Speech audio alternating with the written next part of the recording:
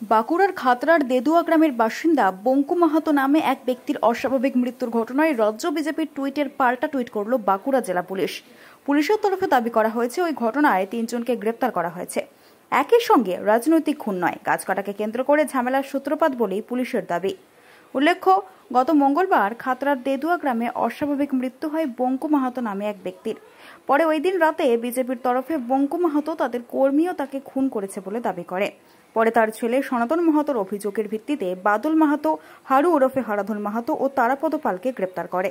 বর্তমানে তারা আদালতের নির্দেশে পুলিশি হেফাজতে আছেন। মৃতের 2 ছেলে জনার্দন মাহাতো, সনাতন মাহাতোদের দাবি, গাছকে ইস্যু করে সম্পূর্ণ রাজনৈতিক উদ্দেশ্যে এই বাবাকে খুন করা হয়েছে। এ ঘটনায় তৃণমূল যুক্ত বলেও তারা দাবি করেন। স্থানীয় বিধায়ক ও রাজ্যের মন্ত্রী জ্যোৎস্না মান্ডির দাবি, ওই ঘটনাকে কেন্দ্র করে বিজেপি নোংরা রাজনীতি করছে। শরিকি ঝামেলার জেরে ওই ঘটনা ঘটেছে বলে দাবি করেন তিনি। যদিও বিজেপির বাঁকুড়া জেলা সভাপতি সুনীল রুদ্র মণ্ডলের দাবি, মুখ্যমন্ত্রীর দেখানো পথেই পুলিশ এই ঘটনাকে খাটো করে দেখানোর চেষ্টা চালাচ্ছে। পুলিশ যতই আড়াল করার চেষ্টা করুক, খুনের ঘটনায় যুক্ত তৃণমূল কর্মীদের আড়াল করা যাবে না বলে দাবি করেন তিনি। আমার বাবা সকালে একটা ঝগড়া হয়েছিল, মানে একটা গাছের জন্য। তাহলে সেই গাছটি বাবা মানে ওরা কেটে নিয়েছিল। তাহলে কেটে নেওয়ার পর বলতে গেল যে গাছটি মাপ করবে, তারপর তুলবে। দিয়ে তারপরে এমনি আমাদের মানে ওই পার্টির তরফে একটু গন্ডগোল ছিল। ভাইয়ের সাথে একবার ভাই বসাতে গেছিল, তখন ভাইকে মানে ধাকলা ধাকলি করেছিল। দিয়ে এমনি আর কোনো ইস্যু পায় নাই, কিন্তু ওই গাছটি শুধু ইস্যু নিয়ে আমার বাবাকে মানে মেরেছিল।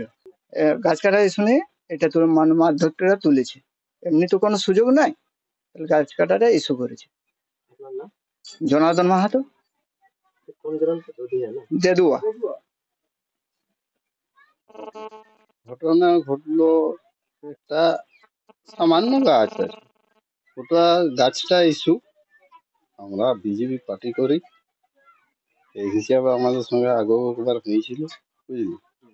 আর এই গাছটা ইস্যু করে কোনো সুযোগ না পালে তো মারতে পারবে না। গাছটা ইস্যু করে আমার বাবা সনাতন মা। এটা সম্পূর্ণ মিথ্যে কথা। অলরেডি প্রশাসনের তরফ থেকে জানিয়ে দেওয়া হয়েছে। আর মোস্টলি ওটা আমার এলাকায় রানীবাঁধ বিধানসভার মধ্যে পড়ে।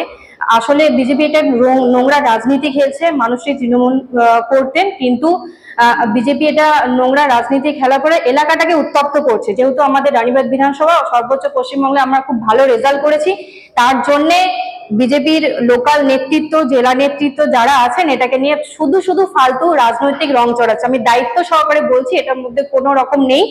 জমি সংক্রান্ত এবং ওনাদের গাছ দিয়ে শরিকদের মধ্যে কিছু একটা বিবাদ হয়েছিল, তার জন্য উনি মারা গেছেন। পুলিশ পদক্ষেপ করেছেন, স্টেপ নিয়েছেন, এটার মধ্যে কোনো রকম রাজনৈতিক রং নেই। দাদা, পুলিশের দাবি যে এই ঘটনার সঙ্গে রাজনৈতিক কোনো অভিসন্ধি নয়, এটা সামান্য একটা গাছ কাটাকে কেন্দ্র নিয়ে ঝামেলা, এবং এর বিরুদ্ধে অভিযোগ হয়েছে, পুলিশ যথোপযুক্ত ব্যবস্থা নিয়েছে।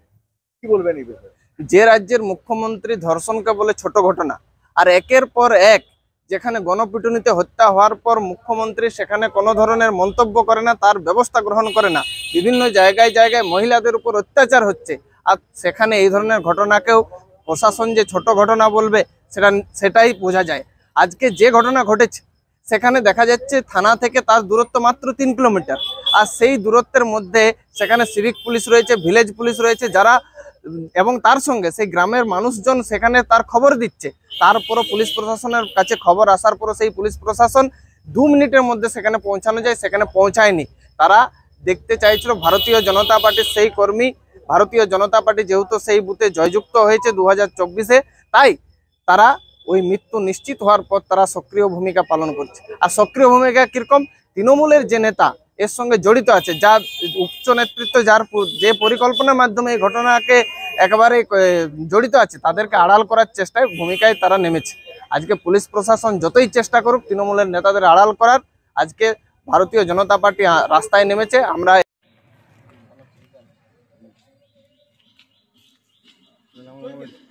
ধরে